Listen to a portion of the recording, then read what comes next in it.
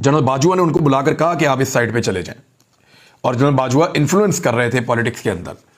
तो उनका ये जो एक मौक़िफ़ था कि वो पॉलिटिक्स में नहीं थे, ये गलत साबित हो गया है। अब जो हुकूमत है उसने तय करना है कि वो इमरान खान साहब को सियासी हरबे के ज़रिए से किसी भी तरीके से कोई ऐसी गुंजाइश पैदा करके असम्बलियों की तहलील से रोकना चाहती है, या फिर वो इमरान खान के साथ मुज़ाकरात करके कोई बीच का रास्ता निकालना चाहती है। इमरान खान साहब की प्रायोरिटी ये है कि मुज़ाकरात के नतीजे में कोई मुत्तफ़िक़ा फ़ैसला हो जाए। अगर नहीं होता तो फिर होगा क्या? फिर एक तसादुम की तरफ जाएगी पाकिस्तान की सियासत, और उस तसादुम के नतीजे में इमरान खान साहब सरप्राइज़ दे भी सकते हैं, और मेरी बात लिख कर ले लीजिएगा, उनको सरप्राइज़ मिल भी सकता है। तो अपने आप को ज़हनी तौर पे तमाम लोग तैयार रखें कि बहुत मुमकिन है कि इमरान खान साहब सरप्राइज़ दे दें, और बहुत मुमकिन है कि इमरान खान साहब को सरप्राइज़ मिल जाए, क्योंकि कुछ ऐसी पॉसिबिलिटीज़ हैं जिनमें इमरान खान साहब की ख्वाहिश शायद पूरी ना हो।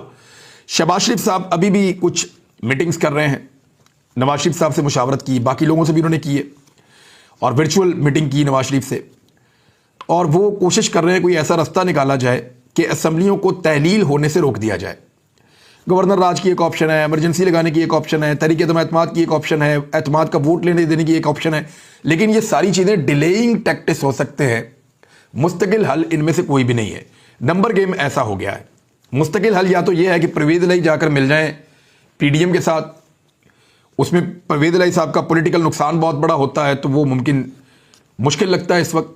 दूसरा यह है कि सुप्रीम कोर्ट ऑफ पाकिस्तान का वो फैसला बदल जाए जो सुप्रीम कोर्ट ऑफ पाकिस्तान ने किया था लोटों को लेकर, कि उनका वोट काउंट नहीं होगा, और अगर वो फैसला बदल जाए तो फिर एक नई सिचुएशन पैदा हो सकती है।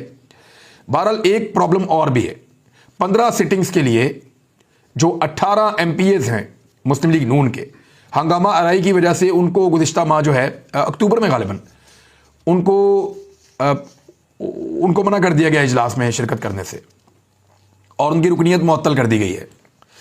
तो ये जो 18 बंदे हैं पंजाब असम्बली की, इनकी मुअत्तल की गई है रुकनीत।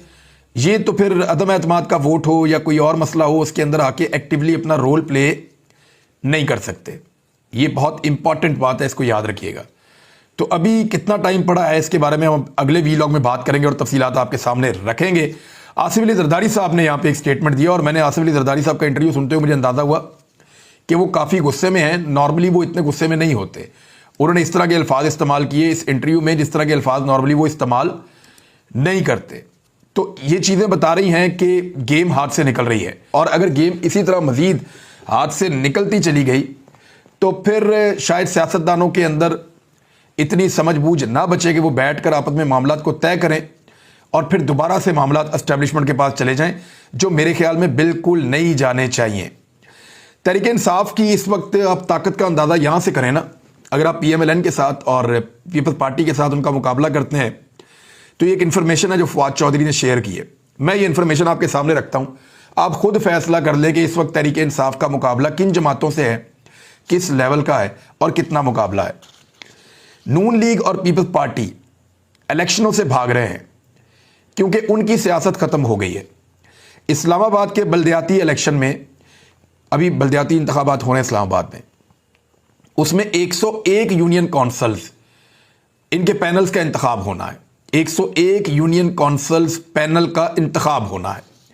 नून लीग सिर्फ 30 हलकों के अंदर अपने उम्मीदवार दे सकी है, 30%। पीपल्स पार्टी का एक भी पैनल नहीं है। मुकाबला तहरीक इंसाफ और आज़ाद उम्मीदवारों के दरमियान है।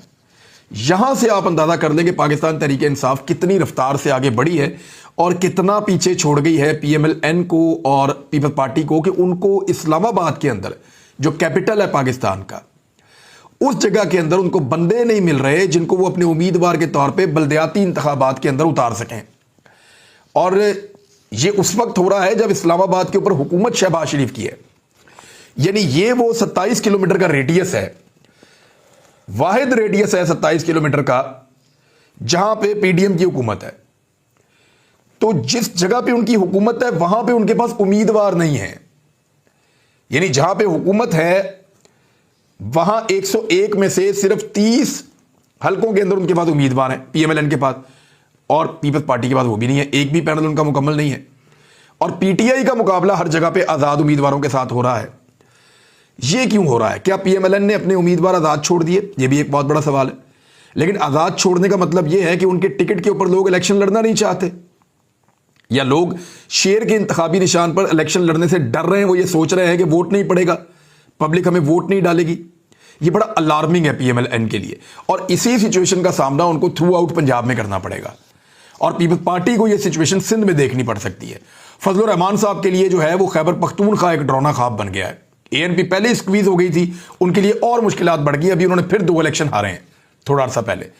तो इस सिचुएशन को अगर आप इस्लामाबाद के इस बल्दियाती इंतखाबात के उम्मीदवारों की फहरिस्त को देखें तो आपको आइडिया हो जाता है कि उनके पास बचा कुछ नहीं है।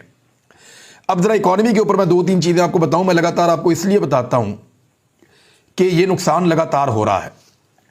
इसहाक डार साहब ने एक इंटरव्यू दिया प्राइवेट टीवी चैनल को, निजी टीवी चैनल को, और उसमें इसहाक डार साहब ने जो बात की है वो ये की है कि मिफ्ता इस्माइल से पूछें कि 6 माह में वो क्या करके गए हैं। यानी मिफ्ता इस्माइल साहब इस वक्त जो लिख रहे हैं आर्टिकल्स, वो उनमें इसहाक डार की पॉलिसीज पे तनकीद कर रहे हैं। वो ये कहते हैं कि मैं काम ठीक कर रहा था, इसहाक डार ने आगे पाकिस्तान की इकोनॉमी को डबो दिया है। इसहाक डार साहब ये पूछ रहे हैं कि मिफ्ता इस्माइल से पूछेंगे वो 6 महीने के अंदर क्या करके गए हैं। वो हमारी पार्टी के हैं तो मैं पब्लिक फोरम पे बात नहीं करना चाहता, लेकिन इन दोनों के इख्तलाफात सामने आ गए हैं। अगर मिफ्ता इस्माइल इसहाक डार पे डाल रहे हैं और इसहाक डार मिफ्ता इस्माइल पे डाल रहे हैं, तो इसका मतलब ये है कि अब ये दोनों इमरान खान पे नहीं डाल रहे हैं। इससे पहले ये दोनों इमरान खान पे डाला करते थे, अब ये दोनों एक दूसरे पे डाल रहे हैं, क्योंकि इनको पता लग गया है कि लोगों को ज्यादा बेवकूफ नहीं बनाया जा सकता। तो जो इकोनॉमी की तबाही हुई है पाकिस्तान की, उसके लिए ये दोनों रिस्पॉन्सिबल हैं। इन दोनों को याद रखिएगा और इनके सहूलतकारों को जरूर याद रखिएगा, जिन्होंने रजीम चेंज ऑपरेशन के बाद पाकिस्तान को मिफ्ता इस्माइल और उसके बाद एयरफोर्स 1 के अंदर बुलवा के मफरूर इश्तिहारी को वजीर बना के ये दूसरा तोहफा दिया। तो ये 2 तोहफे उन्होंने पाकिस्तान की कौम को दिए, जिन्होंने पाकिस्तान की इकोनॉमी को डबो कर रख दिया, पाकिस्तान की इकोनॉमी को तबाही के दहाने पर पहुंचा दिया है, और खुदा न खास्ता पाकिस्तान डिफॉल्ट कर सकता है। एक और खबर यह है कि पाकिस्तान के पास जो $7.5 अरब मौजूद थे, उनमें से $1 अरब की अदायगी अब की गई है। गालिबन वहीं से अदायगी की गई है, क्योंकि और कोई जगह मुझे अभी समझ नहीं आ रही, वहीं से हो सकती है। स्कूक बॉन्ड्स की अदायगी कर दी गई है 3 दिन पहले ही, तो आपके ज़र मुबादला के ज़खायर मजीद कम हो गए हैं। अब अगर 1-2 हफ्ते 3 हफ्ते ये सिचुएशन चलती है, आप तनख्वाहें दे रहे हैं, आप मुल्क को चला रहे हैं, और किन चीज़ों पे चला रहे हैं कि आप बिजली के बिल इकट्ठे कर रहे हैं, या आप पेट्रोल की कीमतें बढ़ा रहे हैं, या आप बाकी चीज़ों की कीमतें बढ़ा के आप उसमें से टैक्स इकट्ठा कर रहे हैं। यही आपके पास वाहिद तरीका है इस वक्त पैसे इकट्ठा करने का, अवाम की जेब के ऊपर डाका डाल के। अगर आप ये पैसे इकट्ठे नहीं कर पाए ज़्यादा, तो अगले 1 महीने के बाद पाकिस्तान के पास अकाउंट में सिर्फ वो पैसे बचेंगे जिनको पाकिस्तान खर्च नहीं सकता, क्योंकि सऊदी अरब ने तौसीह कर दी है जो $3 अरब उन्होंने पाकिस्तान के अकाउंट में रखे हुए हैं। 3% के सूद के ऊपर वो पैसा पाकिस्तान के पास रहेगा। लेकिन अगर खुदा न खास्ता उन्होंने शर्त रखी है कि पाकिस्तान डिफॉल्ट कर गया, तो ऐसी सूरत में सऊदी अरब का ये $3 अरब पाकिस्तान को फौरन वापस करना पड़ेगा, जबकि चाइना के पैसे पड़े हुए हैं वो भी आप खर्च नहीं कर सकते। तो इसहाक डार और मिफ्ता इस्माइल ने पाकिस्तान की इकोनॉमी को यहां पे पहुंचाया है, और लगातार जो हमारे पास डाटा आ रहा है उसके मुताबिक पाकिस्तान की बरामदात कम होती चली जा रही है। यानी ये मसला और बढ़ेगा। जो ओवरसीज पाकिस्तानी है वो बाहर से जो पैसा भेजते हैं वो भी उन्होंने कम कर दिया है। तो इस तरह डार साहब की और मिफ्ता इस्माइल साहब की सहूलतकारों की मेहरबानी से इन्होंने जो किया है पाकिस्तान में, उसका खुमियाजा पूरा पाकिस्तान भुगत रहा है। कहां पाकिस्तान पहुंच गया था, टेक ऑफ कर रहा था, फ्लाई कर रहा था, और पाकिस्तान के सारे अदादुशुमार मुस्बत आ रहे थे पूरी दुनिया से, और अब कहां ये पाकिस्तान को लेकर आ गए। बदकिस्मती है, लेकिन अब भी अगर दुरुस्त फैसले हो जाएं तो पाकिस्तान में बहुत पोटेंशियल है, ये मुल्क दोबारा खड़ा हो सकता है। अब तक के लिए इतना ही। अपना ख्याल रखिएगा, अपने इस चैनल का भी। अल्लाह हाफिज।